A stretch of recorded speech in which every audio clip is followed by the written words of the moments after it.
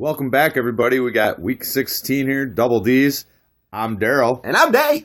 And we're here with our fantasy stuff. That good. All right. As usual, coming back to some injuries. You got Julio going against the Panthers. He should be playing. He put up 300 plus against them last game. I don't know if you'll see that again, but as a Julio owner, you got to be happy that he should be playing for playoffs. I am. Let's see. We got Sproles. He's cleared to play. Another guy you're talking about, it's not relevant so much for him. I don't know if you're starting Bryce Petty, anyone, but it is if you have Robbie Anderson, because Bryce Petty loves him some Robbie Anderson. With Petty playing, that's huge. AJ Green should be back this week, they're talking. Dante Moncrief is another guy that's on track to return from his injury. Ladarius, concussion, he's out. I'm a Ladarius owner, so that made my decision easy. Is he absolutely out? He hasn't been cleared from the concussion protocol yet. Yeah, and he didn't practice yesterday, so... Definitely as a Steelers fan, that worries me going up against the Baltimore Ravens' stout defense. I firmly believed going into this game that Ladarius would be the game changer. And I hate Jesse James. I agree with you. Ladarius brings a whole different element to the offense that Jesse James does, and the thing that worries me... catching the balls. Right. What did we see in that one game? What was it? 2 of them on third down, Jesse James right in his hands, just, hey, ball on ground. I wanted to put the remote through the TV. But with him, it's, Ladarius, he's concussion prone, so, it's going to be... It's one of those players that's less likely to come back quickly from concussions. The more you have, the worse it gets. Agreed. Theo Riddick, he's still got a wrist injury. I know you don't run on your hands, but for some reason this is keeping him out. I don't know how severe it is, but it's obviously has to be pretty severe. They're not saying it. They just keep labeling it as a wrist injury.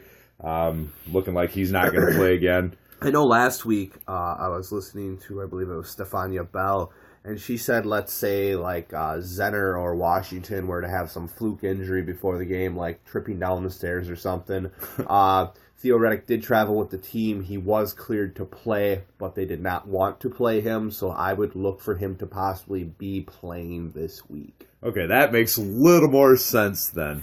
We got a couple more tight ends here to add to the Ladarius quandaries. We got Tyler Eifert with back spasms. Now here's another guy that, like Ladarius with the concussions. Eifert's got all these little nagging injuries. He's had problems with his back before multiple times. Didn't practice all week. His status is up in the air. And as a Jeremy Hill owner, that worries me because Tyler Eifert opens up the field for him because the defenses really need to key in and lock down on him, especially if AJ Green were to come back. Jeremy Hill's value would go through the roof.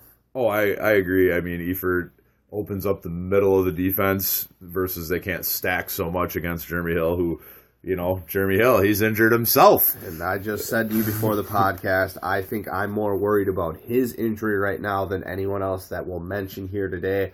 He's been taking some pretty brutal hits, some very stout defensive teams that he's played against that he's wanted to punish. I think it's a little charismatic or karma for trying to rip the terrible towel last week, and I do believe that was the reason that the debacle happened and why they lost.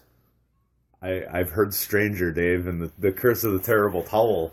Well, it lives on. I'm thinking Jeremy Hill actually hurt himself trying to rip the towel. He just wasn't strong enough, and he pulled him off while ripping the towel. Oh, no. I mean, come on. What was the kicker that blew out his ACL celebrating a field goal that wasn't even a game winner? I mean, why not? Yeah. Why absolutely not? The towel's like, there goes your leg. You're done. And then speaking of karma, we got a little bit here. Jordan Reed, he's got that AC joint problem in the shoulder, and he's throwing punches, getting ejected. We'll see how effective he is this week if he plays. Yeah, being a Jordan Reed owner, I went out and picked up Hunter Henry, who was in our free agency, and we'll touch on him later in the podcast. If you're a Jordan Reed owner, I would seriously go jump into free agency and look at what you cannot find. I do not trust this guy further than I can throw him, and if you know me, I don't run, I don't lift, and I don't jump, so I can't throw this guy very far. Oh, let's see. Melvin Gordon. He hasn't been practicing. But, Dave, you brought up an interesting point. He's, 3 yards short of $1,000 on the season for rushing? And that should be a nice little bonus in his check there. I'm pretty sure that's written into his contract, so I know they want to allow him to get those yards. I'm actually going up against Melvin this week, so I'm hoping they keep him out. If I'm a Melvin owner, I have a backup plan. I mean, he's kind of projected to play this week. I wouldn't count on it personally. I'm kind of with you on it, not just because you're playing against Melvin, but because, if you're the Chargers, you're looking long term.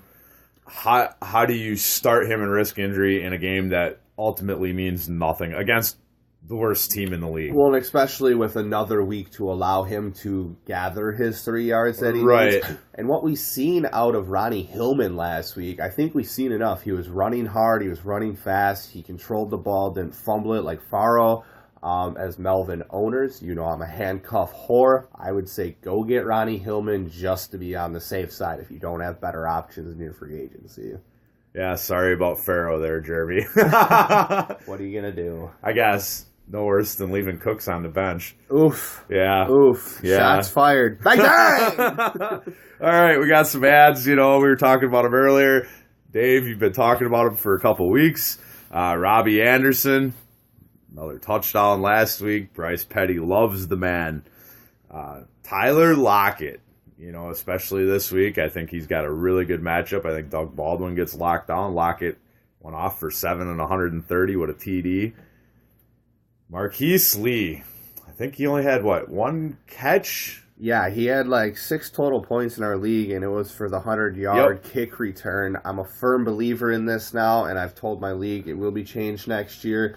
You will get return yard points if there is a touchdown scored. I believe that should be, you can't allow someone to have a player like even a Tyreek Hill and accumulate yards that, because it would just be a ridiculous amount of points for a player if you just got total yards added up. But I think you should be rewarded if they score the touchdown. I agree with you on that one. I don't know if there's a way to actually set it up to where just return yards off of touchdowns count. I know you can set up return yards. I played in a league like that once, and it was pretty ridiculous. All of a sudden, I'm looking week 3, and I'm like, why the hell is Randall Cobb, who was the kick returner for the Packers at the time, not even a starting wide receiver, not even their number 3 or 4, why is Randall Cobb projected for more than all these stud wideouts? Oh, because kick return yards counted. Yeah, I know it'd be a little more work, but as a commissioner that devotes himself to his league, I would have no problem editing the points myself. It's just a couple clicks to the button on your main screen, and you can edit that in there for any player, any team. Another couple we've been talking about, Dontrell Inman. We've mentioned him the past couple weeks. Here's one that's kind of been off the radar for us past couple. Cameron Meredith is starting to make an emergence again. Once again, it's the quarterback change like you have with Robbie Anderson becoming relevant with Bryce Petty. Matt Barkley's liking Cameron Meredith. Well, we talked about it last week. I know I touched on it, and I said I think Meredith, or let's see what Meredith does with Alshon back. It completely opens him up. I'm a firm believer in this. We haven't said it in a while, though. 9 times out of 10, I want the number 2 wide receiver over the number 1. Oh, yeah.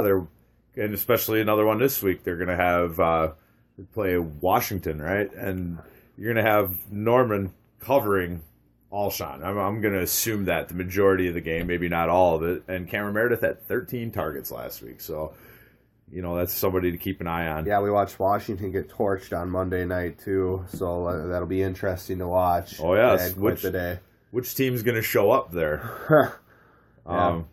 Couple defenses. I mean, the Chargers, they're playing the Browns. That's all it needs to be said. If you're, there's a couple people that stream defenses. I've done it in leagues throughout the years. Not this year, but I have.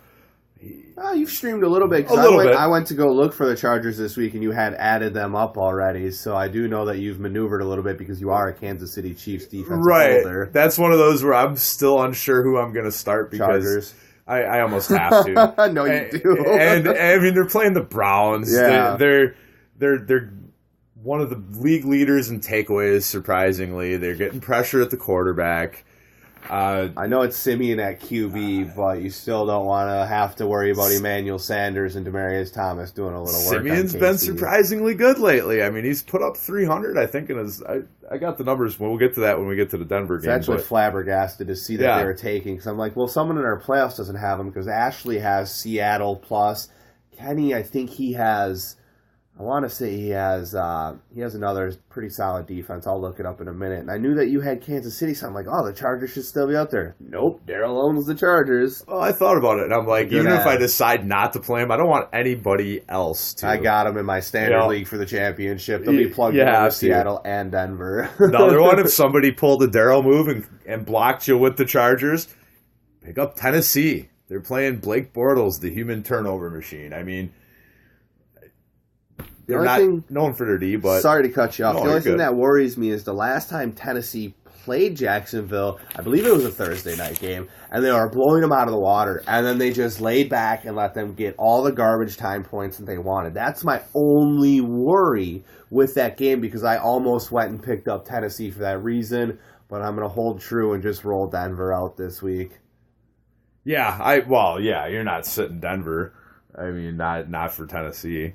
Maybe for San Diego. I just did in my standard. Just edited it as we do the podcast. Right? They're doing it, yeah. All right. We got an assortment of games spread out between Thursday, Saturday, and Sunday here. We got Thursday's game, Giants, Eagles. Giants sitting at 10-4. Eagles are sitting at not so good. You got Odell. I know we were talking earlier before the podcast. Somebody mentioned something about Odell being an MVP. You know, he does. I can't say that, but since week 6, he's leading the NFL in receiving yards and touchdowns, and the Giants are 8-1 in that span. But the Giants have been winning, anyways. Maybe he's their offensive MVP for the Giants. That I could agree with. This is one of those games. I don't think the Eagles have enough. Wentz started out hot. He's not anymore. Jordan Matthews. He should get some targets here. Odell's going to have a good game. I think Sterling Shepard finds the end zone once again. Good Eli shows up. Giants take this one. New York Football Giants 24, Eagles 10. Yeah, I disagreed with Yahoo 110%. It was the Yahoo Sports page that posted that article, and I read a couple of the comments, and some people trashed them heavily. If you look throughout the year, I'm just going to name a few wide receivers that have had an above and beyond better year than Odell Beckham Jr. One of them being Antonio Brown, the number one wide receiver in my heart, and the number one wide receiver in yours.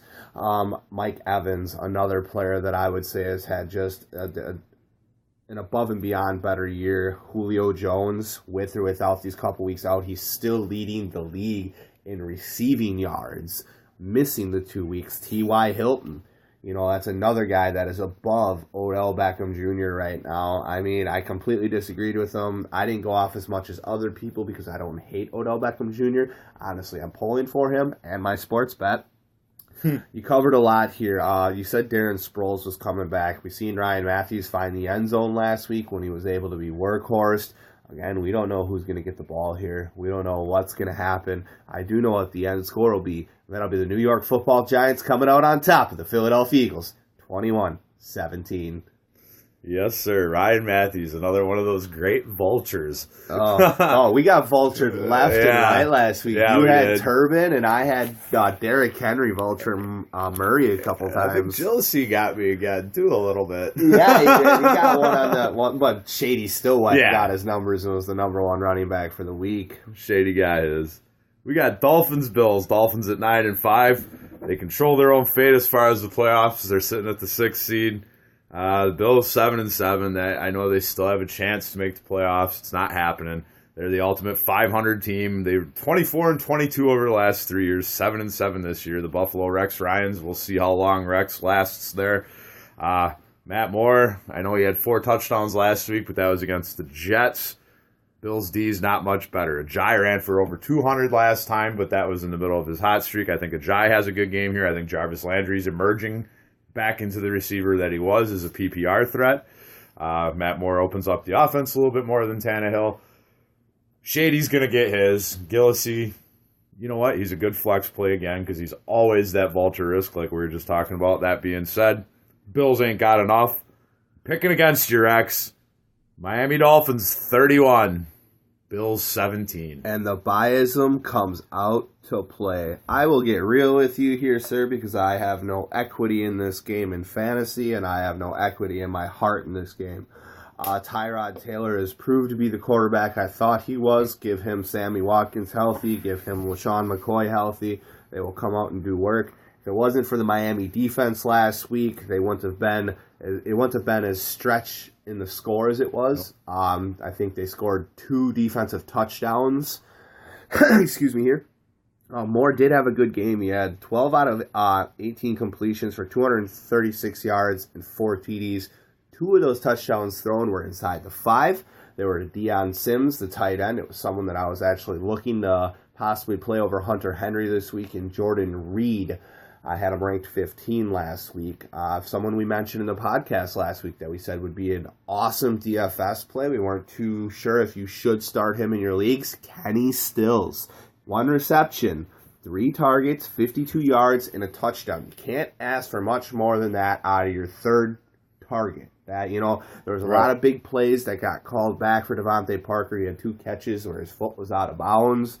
Landry, I guess you can say he showed up. He had 3 receptions for 108 yards. I talked to you after the game. Why did the Jets blitz? You're not going to see that this week out of Rex Ryan. You're going to see a little bit more of a balanced defensive set. Sean McCoy is going to run and catch all over this Miami defense. Sammy Watkins' foot, still a little iffy. I think Tyrod Taylor finds the end zone as well. The Buffalo Bills will win this game at home, 24-17. I agree with you on Shade. You actually have him number 1 overall this week based off matchups. Yeah, I had him number 1 last week as well, and I will have him number 1 this week. And we got Redskins Bears. Redskins 7-6-1. Outside looking in, trying to get the playoffs. The Bears, well, they're still the Bears. Although, Titans, Lions, and Packers lost all 3 by a total of 12 points.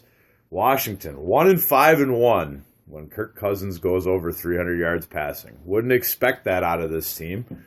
You'd think when Cousins goes off like that, they're more likely to win. Not the case this year. Bears, I know Barkley's playing inspired football for them, but it's not enough. Alshon's back, like we were talking earlier. I think Cameron Meredith is going to have a better game this week than Alshon. Jordan Howard, he's going to do what he wants. As long as the Bears don't get away from him, they'll keep it close. But I think Washington has too much offensive firepower, even with Jordan Reed being questionable with his shoulder and punching problems. Maybe you hurt his shoulder throwing the punch. Maybe he made it even worse. I think Jamison Crowder is going to have a good game. Deshaun, this is one of those games I think he's going to disappear in. It's not the Eagles, or it's not divisional.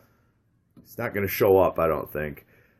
That being said, Bears don't have enough. Washington takes this one. A sloppier game than what I would have thought to begin with. Redskins 27, Bears 21. I'm going to have to disagree with you here on Deshaun Jackson. He will find his way into my top 10 this week. I do believe I had him in my top 12 last week. 7 receptions on 10 targets for 111 yards, and he dropped 4 or 5 balls that were in his mitts. He could have easily had a 150-yard day. Kirk Cousins, you look at it, he didn't throw any touchdowns last week. He had an interception. He still completed 32 passes, threw the ball 47 fucking times. That is just insane. 315 yards. I know there was a lot of garbage time there. I've given this man my respect. In the last couple weeks that I've given him my respect, he shit the bed with W's. Still putting up fantasy points, so you can't go wrong with it there. Someone that has kind of evaporated here that I was pretty high on the last couple weeks is Jamison Crowder. He will not find his way into my top 30 this week. He just hasn't been doing what he was doing earlier and in the middle of the season. It seems that Pierre Garçon has found his role in this offense, so I'm kind of excited to see what happens here, because realistically, when we see Chicago games at home, we see a little bit of that mid-level scoring. I think we're going to see some fireworks this week. We've seen what Barkley has done without Alshon, and now we've seen what he's done with Alshon on the field, and that only helps Jordan Howard at the running back position, with the defense having to focus in on him. I'm super excited about this game. I don't know if I'm being biased, if I'm still upset that Chicago got screwed out of that game last week, but I'm not going to get into that. I have the Chicago Bears winning this game in a tight one, 17-15. I agree with you on the screwing, but we're not going to get into that. I had to mention it, though. All right. Chargers, Browns. What's there to say about this one? Cleveland's 0-14. They're going to make it 0-15. Talking about the Chargers D. Yeah, I'm starting them. Chargers 5-9. Phillip Rivers feels sorry for the man. Lost 6 games this year with a fourth quarter lead. Buttloads of injuries to key personnel. Both sides of the ball. Big question here, is Melvin going to play or not? I mean, that's pretty huge. A lot of people own Melvin if you're in playoffs. He was one of those studs this year at running back. I think Phillip Rivers is a great play here. Dontrell Inman, Tyrell Williams, Hunter Henry, Antonio Gates. Heck, all your Chargers. If they're playing, you want to start them. It's Cleveland. That being said, not much left. Chargers 34, Browns 10. I know they want to get Gates the ball because he's 2 TDs away from tying the record, but I don't like him here. Last week, 1 reception, 2 targets. He's just not getting the volume in this offense. He's old. He's slow. I think they send him out of San Diego, put him somewhere in a system where they can get him his touchdowns before he gets hurt and has to retire forcefully. I agree. I like Inman. He had 5 receptions on 8 targets last week. Benjamin and Henry were the gentlemen to find the end zone. We touched on it earlier in the podcast. I think Ronnie Hillman is the second best running back on this team. So if Melvin Gordon doesn't play, look for him to make some noise.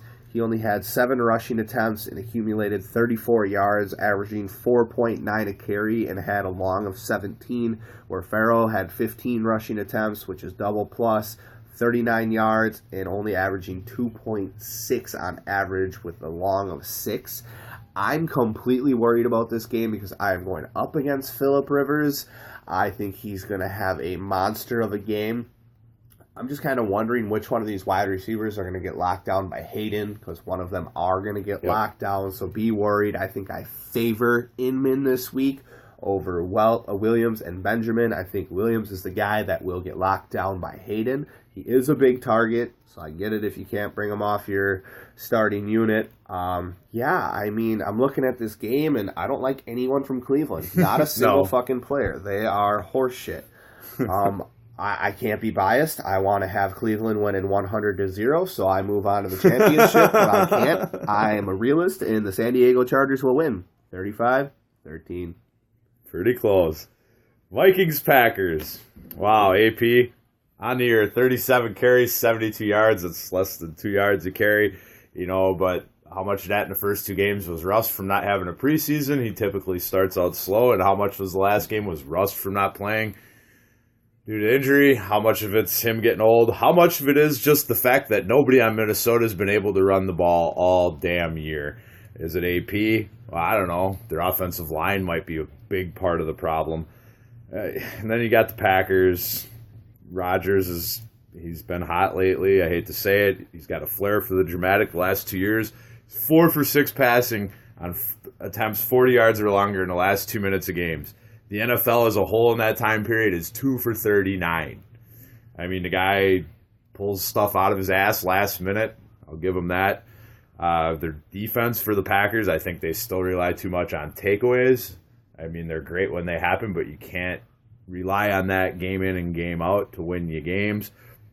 Ty Montgomery, once again, I don't know what it is about the Bears bringing out Ty Montgomery. We talked about it when the Packers played them last time. This is the best we've seen their offense look, was the first Bears game. That's the best we've seen them look all year, where they used Ty Montgomery in their offense properly instead of McCarthy trying to fit a square peg into a round hole.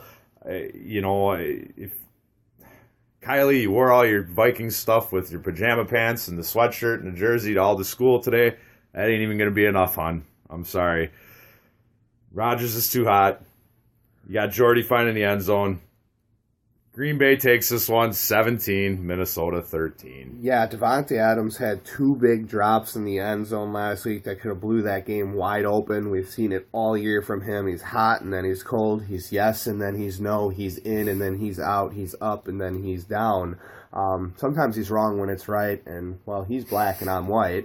So, with all that being said, the Vikings are possibly going to be missing corner Trey Williams and safety Harrison Smith.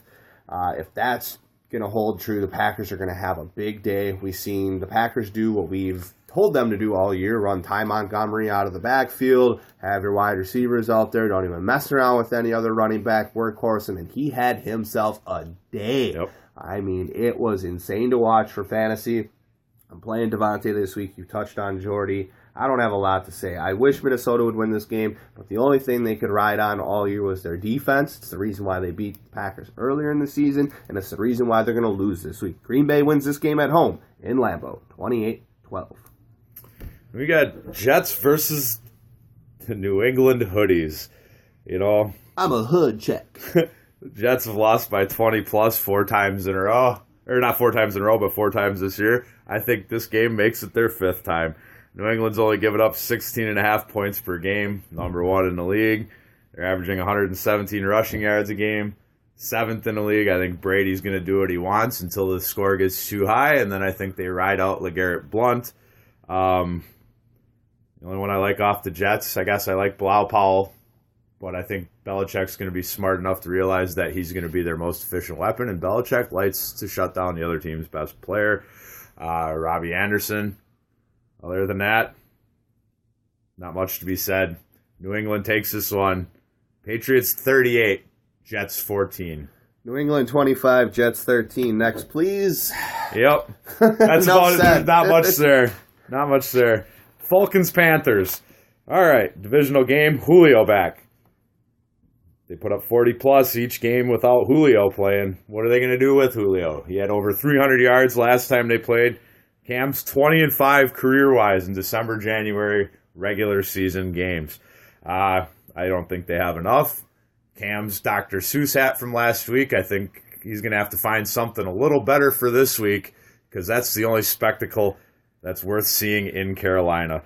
Devonta Freeman, Tevin Coleman, Julio, Taylor Gabriel, Matt Ryan. I love them all this week. Jonathan Stewart's going to find the end zone. Kelvin Benjamin's disappeared. Greg Olson's disappeared a bit too because Cam's dropping off. That being said, Falcons take this one, secure their division. Atlanta 35, Carolina 24. Yeah, Cam's actually been sneaky good. I mean, last week he 21 completions on 37 attempts, 300 yards and 2 TDs. I've talked this gentleman up as being the better wide receiver on the team for most of the season. That is Ted Ginn Jr. He had 4 receptions on 8 targets for 64 yards and a touchdown. You cannot complain with that. Jonathan Stewart, workhorse last week. Are they going to do that again against this Atlanta Falcons defense? I think they need to if they want to have a chance to come out on top. He had 25 rushing attempts, 132 yards. He did not find the end zone. That's okay. When you get the type of volume that he's getting on the ground, over 100 yards, you're content with that. He did have a fumble, but he did not lose it. I wish I could say that Carolina would win this game. And I know I'm a Julio owner. I am starting Matt Ryan this week. It's kind of depressing to see how much they've blundered from last year. I think this isn't even going to be close. Kuechly's looking to be back this week. I really think he is going to suit up to play. They thought he was cleared to play last week, but They held him out. That is why my score is only a 7-point game instead of a 14-point game. I do have Atlanta winning this game, 28-21. I agree with you on Jonathan Stewart. That's their best chance. If they let this Atlanta offense open up, I don't think they can keep up with them. No, they can't. They got to try and workhorse Stewart, slow the pace of the game down. Tennessee, Jacksonville. Tennessee somehow sitting at 8-6. Mariota, 2 straight games without a passing touchdown. You'll have that in this offense, though. They like to workhorse the ball. That's ground and pound, old school football right here with the Titans.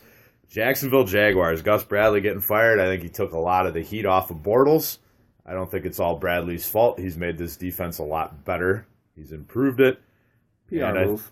Yeah. I mean, somebody had to take the fall. It's not going to be the guy you anointed as your franchise quarterback. It's just Bradley stuck with him because you have to. Agreed.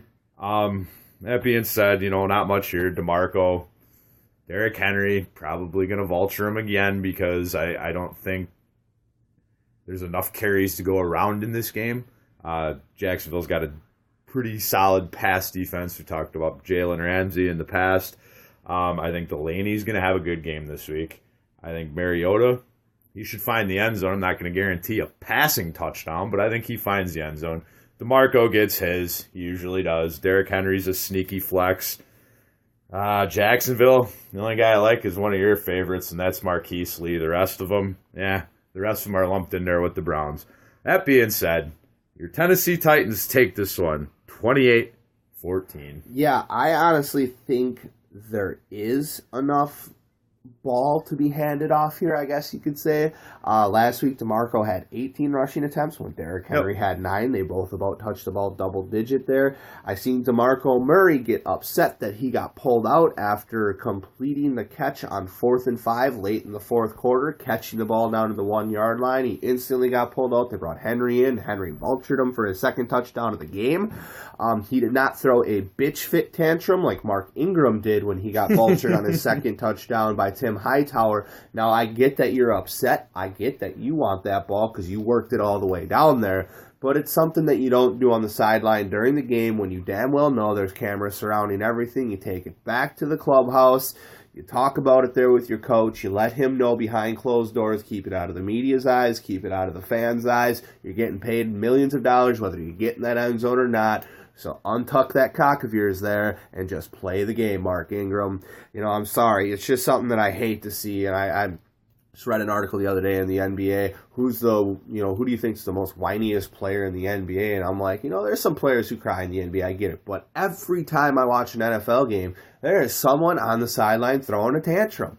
And it's frustrating to watch knowing that most of us are out here working for X amount of dollars an hour. And yes, I know you're at huge health risk out there in the field. You know what you're going up against. Stop crying. Stop crying. With all that being said, Jacksonville gets garbage time points. Otherwise, this score is 24-3. But Tennessee wins 24-17. Some of it, I can't speak for all the situations, but in like the Mark Ingram situation, getting vultured by another running back, it's about being professional, and I guess Mark Ingram's probably feeling a little threatened by Tim Hightower. You don't see it so much from DeMarco when Henry vultures him. You don't see it from Gore when Turbin vultures him. I agree. You don't see it from Shady when Gillislee vultures him. Why? As long as you get the W. They're worried about winning for one, and for two, they're not worried about their job because they're secure enough in their own talents, believing in their own talents, that I feel they're not worried about this guy as a threat. I remember, Barry Sanders had one year, he had 10 rushing touchdowns. All of them were from 20 yards or longer because they pulled him inside the 20 every time. In my opinion, the best running back in NFL history, and you're pulling him inside the 20. You're game in and game out all year. It's craziness. Can I be biased? The bus! The bus! That is a bias. I like the bus, but the bus was 3 yards fall forward. I get it. He was consistent. He was the best fullback running back ever. I'll give you that one all day. All day. 3 yards fall forward. 6 yards fall backwards a little bit. I love it. Absolutely. Love me the bus. Colts Raiders. Colts are still fighting, trying to come from back and win this division. I don't see them doing it. Oakland, they're 11-3, had a league high 7 people in the Pro Bowl, 3 of them from their offensive line. We've always talked about this year about the Cowboys' offensive line and the Raiders' offensive line and even the Titans' offensive line and how huge it is to win the battle in the trenches. Indianapolis' offensive line is ass. The worst. It is. Next to Seattle. They're just horrible. But they have my vulture from last week, which was Mr. Turbin coming after my Frank Gore.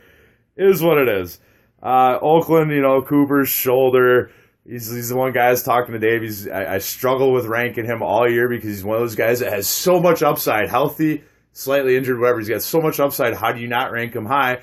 And then he just goes out and completely craps the bed and then goes off when you don't expect it. That being said, I like Latavius Murray in this game. I think they ride him. The Colts defense, they're not going to look as good as they did last week against Minnesota. I like Crabtree. I like Carr. And you know what? Like I said, Cooper's got enough upside. Frank Gore's going to get his. Luck will throw the heck out of the ball. I like T.Y. Moncrief should be back. In my opinion, he's a boomer bust, touchdown-dependent wide receiver. I don't really like him that much in this game. I mean, he might sneak one in there, but do you really want to start someone like that? No, you probably got better options. That being said, Oakland wins this one. Raiders 31, Colts 24. Yeah, I agree there. I'm really worried about Dante Moncrief this week so much that I waited till today to drop him so no one could add him for Saturday. I needed to open up a spot and go pick up Hunter Henry, so I keep Jordan Reed on the team. An interesting fact that I have about Oakland is Khalil Mack has had at least 1 sack in 8 straight games. And we're talking about an awful offensive line. I would say the second worst offensive line in the game. I give Seattle the award for number 1 worst. They're the least paid offensive line as well in the game. There's not a lot to touch on here. I had Crabtree in my top 10 last week over Cooper, and I'll have him in my top 10 again this week over Cooper. I'll reiterate it again from what I said earlier in the podcast. 9 times out of 10, I want the number 2 wide receiver, especially in PPR. I am having an easier time starting Amari Cooper this week over Tyreek Hill in my standard. Tyreek Hill regressed a little bit with Jeremy Maclin coming back completely healthy. Also, the fact of the matchup that Tyreek Hill is going to be going up against in Denver. I know he had a week the last time that he played him, but the last time that he played him, they also did not have Maclin. Yeah, I'm going to stop right there. Oakland's going to come out on top pretty easy here. Indianapolis will get some garbage time, and T.Y. will find the end zone for them, guaranteed. Oakland wins 27-17. I agree with you on Khalil Mack. Beginning of the year, I'm like, where the heck did Khalil Mack go? I mean, the guy's a stud, goes nowhere. Not to mention the sacks you're talking about. There was a point where he had, in 4 games, he had 3 strip sacks in the fourth quarter that he fumbled, or where he forced the fumble and recovered it. 3 in 4 games in the fourth quarter. I mean, the guy is a beast. I agree with you. The only other offensive line I'd put up there with him, like you said, Seattle and Minnesota. And Minnesota's because they had so many injuries on it. Tampa Bay, New Orleans. Tampa Bay fighting for that last playoff spot is the wild card. Maybe if they can catch up to Atlanta. I don't see it happening. I think Atlanta's in control of that division. And then we got New Orleans. Drew Brees at home. I'm not going against him here. He had his 2 bad weeks. I think he's going to go off once again. Tampa Bay is 1-5 when they give up more than 1 turnover. I don't know if that'll happen again this week. I don't think they have enough offensive firepower in this game. Mike Evans has no touchdowns the last 3 games. I think that's going to change here. I think Evans finds the end zone. Brandon Cooks went off last week, as Jeremy well knows. And I like Michael Thomas this week. The running back situation, I think Ingram's going to get more carries. Hightower might vulture him again. That's something to look out for. Tampa Bay, I like Jameis this week because I think he's going to have to throw the ball to keep up with this offense. That being said, it's Drew Brees at home. I think he goes off. I think New Orleans wins this game. Saints 35, Buccaneers 31. Yeah, someone who I'm going to be looking at in next year's draft in the 8th, 9th, possibly 10th round, depending where I want to reach to guarantee that I get him. Our keeper, 3 rounds will be out of the way, so probably around the 8th round. Cameron Brate. He has really shined. He found the end zone again last week. 5 receptions on 8 targets, 73 yards. Does he do it every week? No, but he seems to get his numbers, whether it's in the end zone or through catches. It's someone that I can feel comfortable with, especially going into next year, knowing how injury-prone Gronk has been, how injury-prone Jordan Reed has been. Delaney Walker, that flip of the coin, hit or miss. Again, I benched him last week in my standard for Ladarius. I'm looking to have to play him this week because Ladarius is concussed. Travis Kelce probably being the number 1 tight end off the board next year if you are smart and not biased, living off a name. I think this will be a decent scoring game. I agree. Mike Evans finds the end zone. Cooks, well, you know why he was good? Who played? Michael Thomas. Yep. I said if Michael Thomas didn't play, I wouldn't play any of the receivers. He played, and everyone just exploded. Doug Martin, he's my key factor to this game. New Orleans, okay run defense, not amazing. You can run on them. I like the 2-headed monster there with Charles Sims. I think if Tampa Bay wants to come out on top victorious, Doug Martin needs to secure the ball. He has a little bit of a fumbling problem, but he will be the difference in this game. I have Tampa Bay winning this game, 31, New Orleans, 26. Who dat? All right. I overlooked this game a little bit, so forgive me, but it's a complete shit show. I get it. We got the 1-13 Niners against the 4-10 Rams. Rams have been outscored by 93 points in their last 4 games. The Niners gave up 248 rushing yards to Atlanta. Sad thing is, that's not even in their top 2 for most rushing yards allowed in a game this year. So, I mean, they're giving up, they're by far the NFL's worst run D. I think Gurley, this is going to be his prove-it game. I think he's going to go off. As much as Gurley's gone off all year. I mean, I'm not talking like LaShawn McCoy, Le'Veon Bell go off. 80 yards and a touchdown go Maybe off. 2 touchdowns and 80 yards for like 3.5 a carry. You know, he's going to blow it up that way. Carlos Hyde, you know, he's going to be San Francisco's only offense. So, I mean, the Rams are going to key off of him. They have a pretty stout defensive line. I'm a Carlos Hyde owner. I'm still starting him, but I'm flexing him. So, I mean, that helps a little bit, too. Plus the quarter point per carry solidifies the start. Yeah. You know, Hyde's going to get 20 attempts, 18 yeah. minimum. That being said, not much in this game. Rams 21, Niners 14 in a complete shit show. Yeah. I have practically the same exact score with Kenny Britt healthy. I do believe that the Rams will win this game. He's my favorite wide receiver on that team. My favorite running back on the Rams is Tavon Austin. He's just, every time you jet sweep the ball to this guy, he finds 10-plus yards, so I don't know why you don't run that play multiple times a game. San Francisco 17, Rams 21. I don't even want to talk about it. Right. Tavon, we're talking about, it's like Ty Montgomery. Just use the man right. You know, don't just line him up in the backfield and everybody knows it's coming. Well, in Carlos Hyde, I think if they're smart, he's going to have a hard time finding a lot of room. Mm-hmm. I think they dump him the ball off and then he finds his room. You would think, but, you know, I have no faith in Chip Kelly. I don't think he's going to be smart enough to figure that one out. Do you think John Gruden, if he becomes the LA Rams coach, who I think is the front runner, can turn this organization around? I don't know if he can. I mean, they gave up so much to get Goff. Gurley, he's got all that potential. Their defense is pretty solid. I don't know. I think they just need an offensive line. I think that's the biggest part of the problem. I don't know. Goff, it's way too early to tell what you have with him. Oh, I wouldn't have played him at all this year. I agree with you. I wouldn't have either. I mean, and honestly, you just set him up for failure. You could have ruined his confidence, let alone an injury. Right. And where's Gurley's confidence going to be next year with no offensive line? Probably doing promos for Hardee's and his Gurley fries. Him and Cheeseburger Eddie can team up. Ooh! Cheeseburger Eddie says that he's going to be doing P90X again in the offseason. I don't know. If I'm Gruden, I stay away from it, and I stay in my broadcast booth and make my money that way, and then you don't ruin your reputation with a team like that. Depends how much they offer him. That's true. Money talks. No. Yeah. Money talks that way. I'll coach the Rams to the right amount of Pop Rocks. Let's do it, man. Can't do any worse than Jeff Fisher. Cardinals, Seahawks in Seattle. Where Seattle's 7-0 at home this year. They're 2-4-1 on the road. David Johnson with the Cardinals. He set the record for yards from scrimmage and tied their touchdown record at 17 on the year.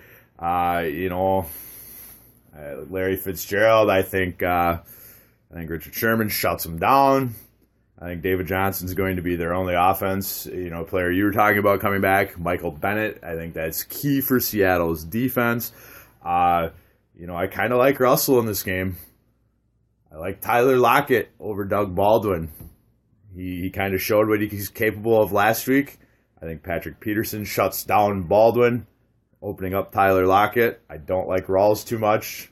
I think Arizona keys off him. I think the key's going to be this game. I think Carson Palmer is going to throw enough picks that Seattle's defense gives them enough field position where they can squeak out a win.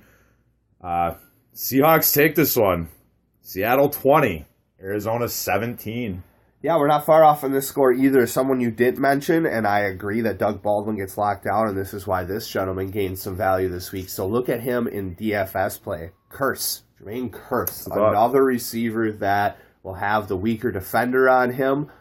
Great flyer play there. If you really want to spark some controversy here, start Carson Palmer in your DFS. I know they're going up against a good defense, but as much as he dumps the ball off to Mr. David Johnson, that's where his value is going to come into play. I would love to see them not let David Johnson run the ball up the numbers more than 5 times because he will get laid the fuck out. He will have Smokey standing over him, a.k.a. Chris Tucker, when he wakes up, if they do so. Bye, yeah, Felicia. I mean, Jermaine Gresham, if he's healthy, he could be the difference maker for Arizona. But I was talking to my cousin about this last week when we were setting our lineups. I went with Griffin from the Texans because CGF was out. And Gresham was banged up, and CGF went and put up almost 17 DFS points. So, I mean, yeah, definitely look at that. It's in Seattle. We know Seattle's winning. What the score will exactly be, don't quote me. Seattle will win this game, 24. Arizona Cardinals, 13. Yeah, I don't think we see something similar to that 6-6 tie the last time. I think it's going to be higher missed scoring. Field goal battle. That was a sloppy game. I'm surprised Catanzaro still has a job. He missed another extra point last week. This guy needs to get put out the door. There are kickers that are out there. I mean, who was the guy that kicked for the Steelers 2 weeks ago when Boswell was out? I'll look that up. Yeah, kickers are a dime a dozen God. that way. They are replaceable. All right. We got Cincinnati against the Texans in Houston. Cincinnati, 5-8-1. Well, they've clinched their first losing season since 2010. Mr. Macho Man Savage, his first career start. You know, I think Houston has enough here. Savage opens it up for DeAndre Hopkins. For some reason, well, we know the reason. Brock Osweiler couldn't find him because, well, Brock Osweiler just sucks. That's the reason. I mean, Savage's first career start, he's already shown way more potential and played better than Osweiler pretty much has all year. Lamar Miller, he's a little banged up. I'm still expecting him to play. I'm more worried about Jeremy Hill's injury than I am about Lamar Miller. I think Lamar Miller plays. I like DeAndre, like I said, Cincinnati. AJ Green, if he plays, how effective is he going to be? I mean, I have him ranked in my, I believe, top 15 based off of potential because he is AJ Green. I think Andy Dalton, speaking of DFS plays, you can get him fairly cheap. I know I started him in one of my Yahoo DFSs. Jeremy Hill, like we said, that scares me. Eifert scares me. AJ Green scares me. They're all banged up. Cincinnati's playing for nothing. That being said, I think Texans defense has just enough. They pull this one out. Houston 27, Cincinnati 21. Yeah, this is something I didn't touch on the Thursday night game earlier now that we started mentioning DFS plays. One of your cheaper and most consistent plays, and the Giants give up a lot to the tight end, is Zach Ertz. So keep that in mind. Zach Ertz is going to be one of my top 6 tight ends this week, if not top 5. In this game, you touched on Jeremy Hill. I'm super worried about this guy. It's like the perfect storm of fantasy bullshit being thrown my way, of flying monkeys saying, "Who flung poo at you? Hoo hoo." I'm worried. You know, DeAndre Hopkins has been obsolete for the last 10 weeks. 2016-2017 season. Yeah. And Savage comes in, and if you listen to the podcast last week, DeAndre was my boomer bust. He busted the whole game until Savage came in, and then he had, like 8 catches? I mean, I'm worried about that. You know, I still am not a believer in Houston. I like Cincinnati. I get Tyler Eifert's banged up, but with AJ and even 50% of Tyler Eifert, if Jeremy Hill is out there, I like Cincinnati to roll in this game. Cincinnati wins 21-17. And that kicker that I was thinking of that could be picked up that played for the Steelers for a couple weeks is Randy Bullock. That's it. Didn't he used to play for Houston? Texans, yep. Yeah, I was going to say, he sounded familiar. All right, Baltimore, Pittsburgh. Getting to those Steelers, Dave. Baltimore, 6-1 when they allowed less than 20 points on the year, but guess what? They're 2-4 on the road. Those 2 wins they had on the road, Jacksonville and Cleveland. Those don't count. That's like an asterisk next to it. And we talked about Berger. I bring up his road-home splits. Guess what? Berger's at home. Steelers won 5 in a row. In that time period, they had 19 sacks, 7 interceptions in those 5 games.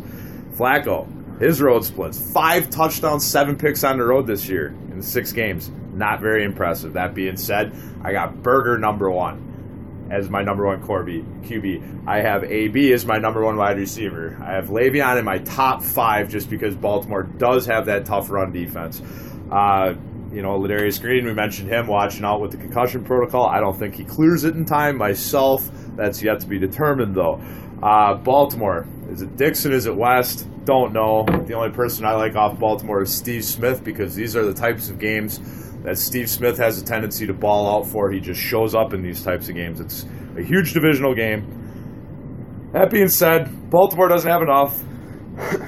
Justin Tucker's their MVP this year. Pittsburgh takes this one 28, Ravens 15. Justin Tucker from downtown. 4-3. I would never feel as confident with my kicker kicking a 50-yard field goal plus as I would with Justin Tucker. With that being said, as of December 14th, my source is Sports Illustrated. Le'Veon Bell is averaging 161.6 scrimmage yards.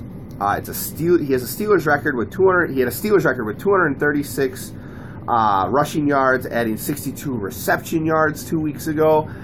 He has the second highest single season average yard per game since Priest Holmes, and that was in 2002 of 163.4. And Bell is averaging an astounding 128.5 scrimmage yards per game, which is an NFL record, narrowly edging out this great running back. Food for thought, Daryl. What running back is that? On scrimmage yards per game? In the history of the NFL. In the history of the NFL?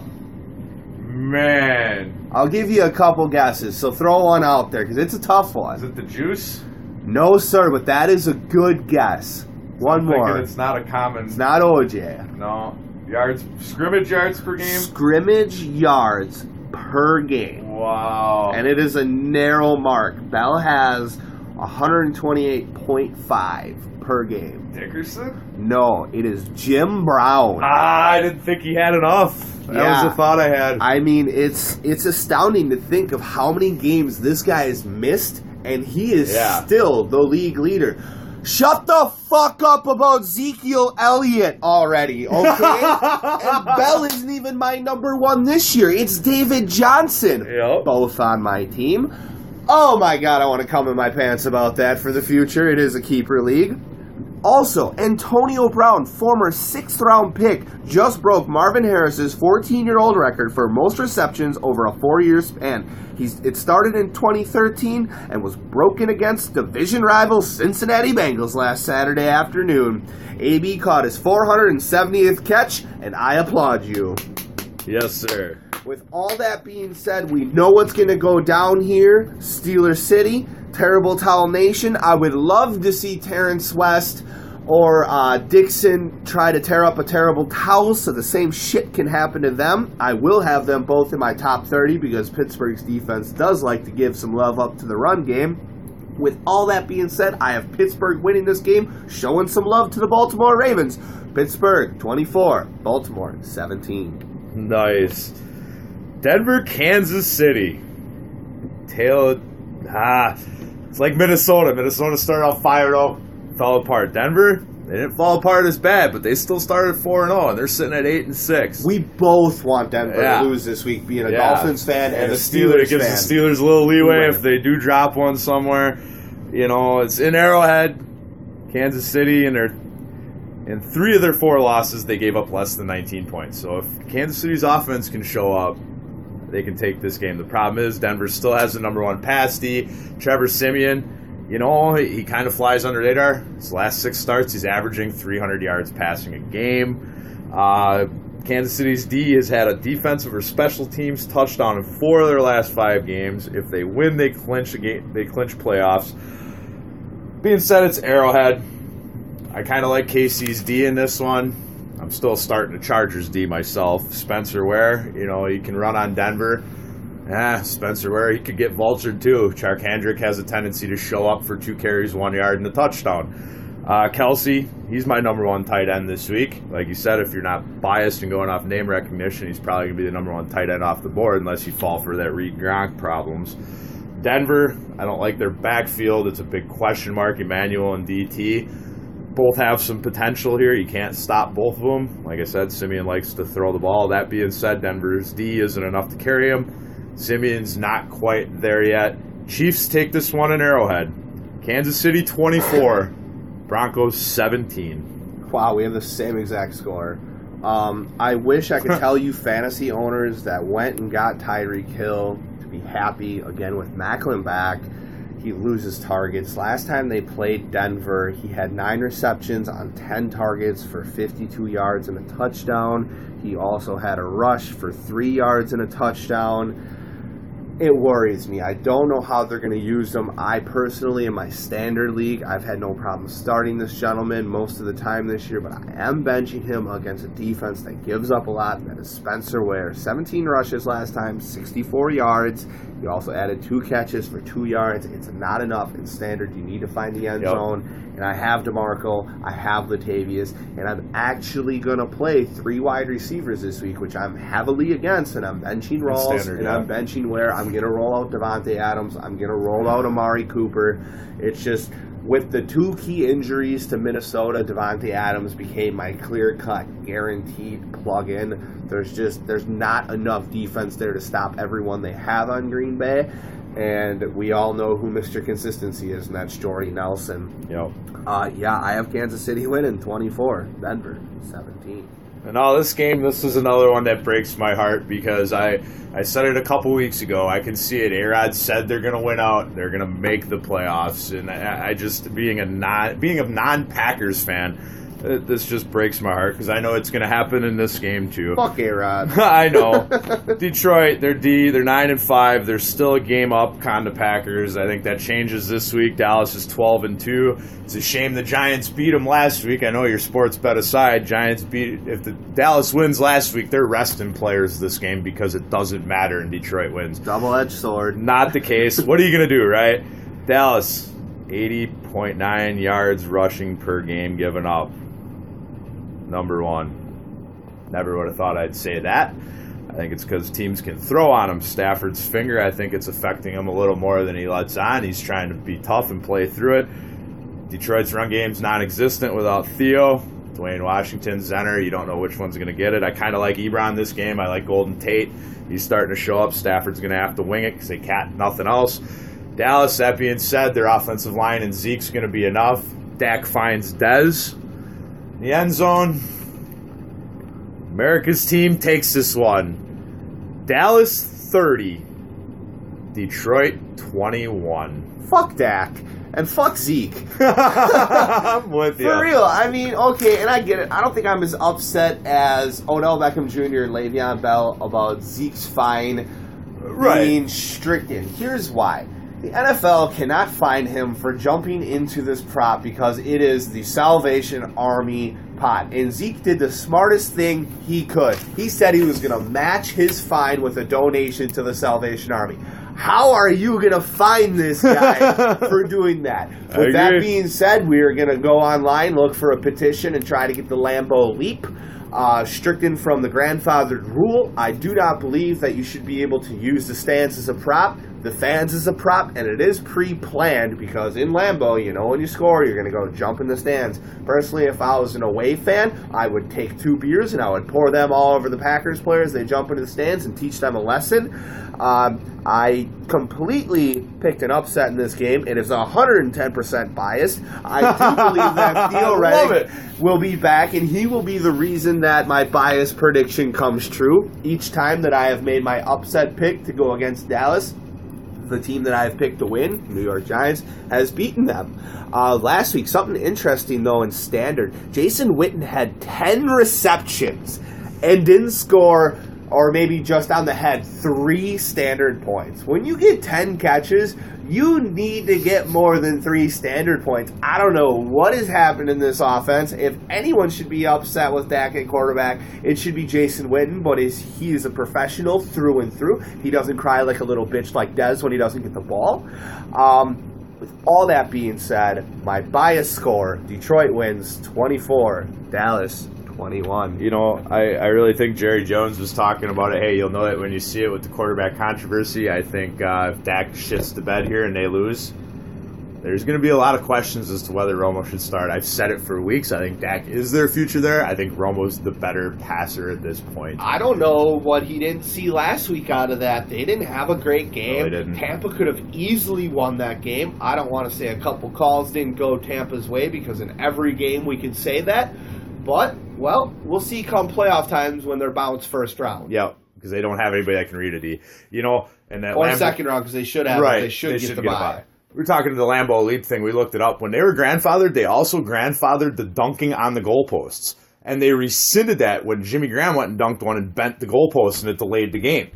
And that's why they rescinded it. I think they need to rescind it. I mean, AB and Le'Veon got it for a handshake. Now, Odell, I get it. Hey, Odell, you're an idiot. You're going to get fined for doing stupid stuff. But Zeke jumping in there was great. Jerry Jones, I'll take it to the Supreme Court just to give Salvation Army This is not premeditated. publicity. So now what Daryl and I are going to do is spend more money than we really should, go sit front row in the end zone at a Packer game. And when a Packer player comes to jump up, we're going to accidentally fall out of the stands, hurting ourselves. So this fucking little religion can get rescinded because it is a dangerous act. And jump in the stands? No, we're going to jump in a lake. Doing the polar plunge. Yes, our punishment will come. We will put up our first video of the year. For those of you who don't know what we look like, you will see us. We will have this recorded.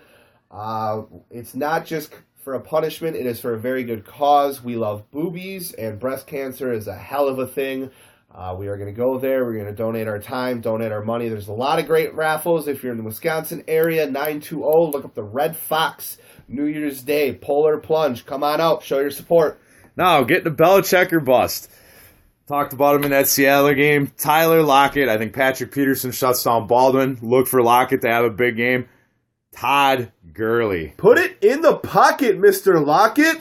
He's going to grab him by the Gurley because he ain't got nothing else. San Francisco's run D sucks that bad that Gurley's going to look like he did last year. I am chewing up that Belichick or bust like a large Gurley fry.